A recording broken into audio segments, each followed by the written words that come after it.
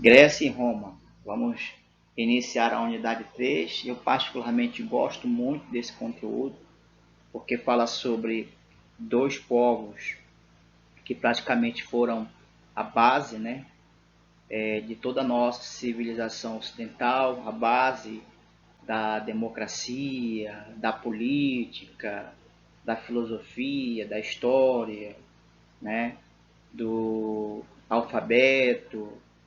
Então é muito importante esse conteúdo. Eu gostaria que vocês estivessem bem atentos às informações, né, e à explicação. Tá bom? As primeiras civilizações da Grécia, né, praticamente ela teve a sua origem na chamada Península Balcânica, na Europa. É ali praticamente que se desenvolveu toda essa cultura grega. Ela é uma região delimitada, né, porque de um lado tem o mar Mediterrâneo, de outro tem montanhas rochosas, né, tem despenhadeiros, tem até vales férteis, né. E essa região também ela está dividida em três regiões continentais que formam o Peloponeso, que é uma extensa península. Só para lembrar que a palavra península é uma área terrestre cercada por águas, né? Localizada no sul da Europa, que se liga à Grécia Central por um pequeno istmo. Istmo é uma pequena faixa estreita de terra, separada por uma cordilheira que está ao norte. Então, ao redor do Mar Egeu, como mostra no slide aí, existe uma grande quantidade de ilhas. Algumas são grandes, né, são enormes, como a ilha de Creta, e outras menores, como as ilhas de Rhodes e Lesbos.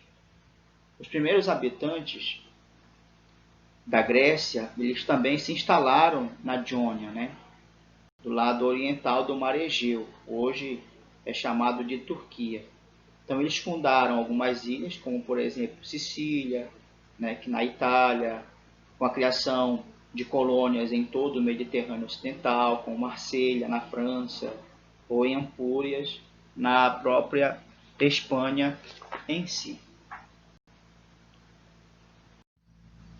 Na apostila de vocês, na página 454, vocês têm um mapa lá que mostra claramente a Grécia Antiga, né?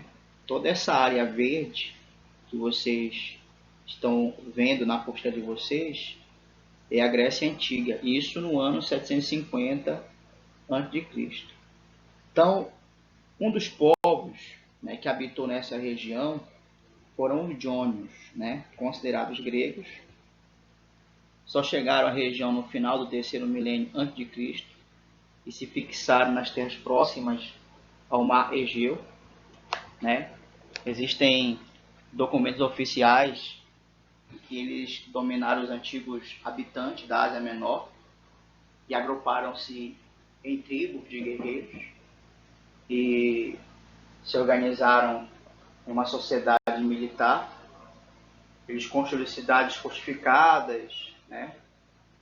Porém, eles não deram continuidade ao comércio mediterrâneo que existia anteriormente. E aí, por volta de 1580 a.C., eles foram expulsos do território, encontrando refúgio nas terras da Ática, sendo parte de seus domínios tomada pelos povos aqueus e os eólios, né? Os aqueus, quem eram os aqueus? Os aqueus, eles eram guerreiros originários dos Balcãs, que corresponde à região do sudeste da Europa, e quando se instalaram em território grego sofreram grande influência cultural dos cretenses e posteriormente conquistado pelos aqueus, isso em 1400 a.C. Então temos aí os cretenses, a localização dos cretenses em relação ao próprio nome da ilha, né? A ilha de Creta, localizada nas proximidades do mar Egeu, ao sul da Península dos Balcãs. é considerada a maior ilha da Grécia e também se configurou como um local estratégico para o desenvolvimento de práticas comerciais, até porque a ilha está ligada, né, ao mar, às rotas comerciais do Mediterrâneo. Um outro fator está relacionado ao apogeu da civilização cretense, que ocorreu na primeira metade do segundo milênio de Cristo. De acordo com os restos arqueológicos, não há indício da existência de guerra nesse período. Além disso, as cidades não estavam fortemente muradas como as de outros lugares. Um outro fator em relação à localização geográfica da ilha de Creta é a atividade econômica, né, que se desenvolveu lá o comércio. Então, o comércio era a principal atividade econômica. Eles construíam navio. Esses navios contavam com até 20 metros de comprimento e eram feitos com a madeira local, né? Outro fator está relacionado às embarcações, que eles dominavam nesse contexto histórico aí, as rotas comerciais, né? Principalmente do Mediterrâneo. E a ilha de Creta, os cretenses, eles se formaram um poderoso império marítimo. E a esse império eram chamados de talassocracia. Não esqueça essa palavrinha, tá? O que era a talassocracia? A talassocracia era o domínio de uma nação sobre o mar. Então os cretenses, eles tinham, por causa das embarcações, da localização estratégica deles, em direção ao mar Mediterrâneo, o domínio sobre o mar, tá? Então a palavra talassa significa mar, cracia governo. Então eles tinham esse domínio do mar, tá? Então, embora essa seja a base fosse, na verdade, a base do comércio cretense, era comum a troca de outros produtos, como, por exemplo, cerâmica. Eles trocavam tecidos, vinhos, óleos, areias e assim sucessivamente. A religiosidade, por exemplo, desse povo era também politeísta. Então, eles adoravam vários deuses, né? Vários deuses. Sobre o palácio, os palácios eles eram praticamente monumentos, né, com vários andares. O palácio em si era a sede de todas as atividades de Creta. Ele funcionava ao mesmo tempo como a residência do rei, mas também era um centro religioso, era um centro comercial. Existiam muitas divergências, né, com relação à organização política dos cretenses. Mas existem documentos que comprovam que o governo dos cretenses era um governo monárquico, né? Ou seja, um rei liderava praticamente toda a ilha e era liderado pelo rei Minos, mencionado em diversos relatos da mitologia grega. Acreditava-se que esse rei, então governante da cidade de Knossos, ou os Sinócios, né, ao exercer seu domínio sobre a ilha, criou a civilização minoica. Minos era ao mesmo tempo rei e sacerdote. Havia nobres que o auxiliavam, os quais moravam nas proximidades do palácio e praticavam esportes, como por exemplo, eles praticavam boxe e touradas.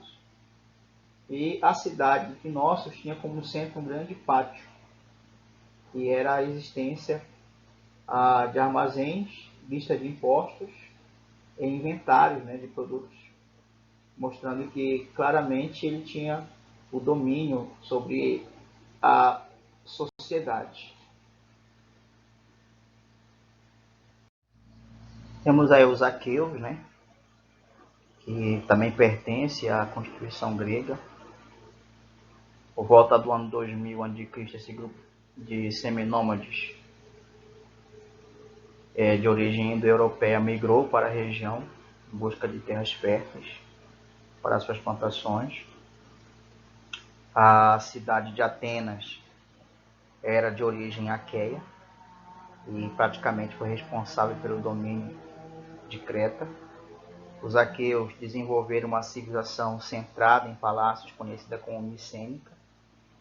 Nesses reinos, O poder monárquico, ou seja, o poder do rei, concentrava riquezas, as quais eram protegidas por enormes muralhas, as acrópoles, cidades altas ou palácios fortificados, a expansão militar dos aqueus para o mar em busca de novas terras gerou a lendária guerra entre gregos e troianos, povo habitante da cidade de Troia, atual Turquia.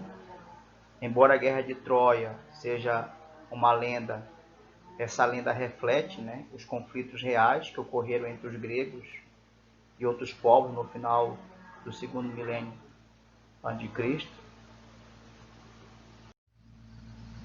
Entre 1500 e 1150 a.C., a civilização micênica floresceu. Praticamente a economia toda ela era controlada pelo Estado, E a civilização espalhou-se tanto na Grécia como por outras regiões do Mediterrâneo. O povo micênico desapareceu no século XI a.C. Um outro fator que aproximadamente 1200 a.C. a região ela foi invadida pelos dórios, grupo de guerreiros conhecidos por ocupar cada vez mais espaços, como o Peloponeso e a ilha de Creta. A terra dominada era dividida em lotes iguais e os povos que habitavam nesses locais eles eram submetidos à escravidão. Uma das consequências das invasões dórias foi a destruição quase total da civilização micênica. Os dórios se fixaram na região do Peloponeso. Eles introduziram lá a metalurgia de ferro e a cerâmica com decoração geométrica. Eles desenvolveram relações com os mesopotâmicos e os egípcios, que promoveu o enriquecimento cultural e tecnológico desse povo também.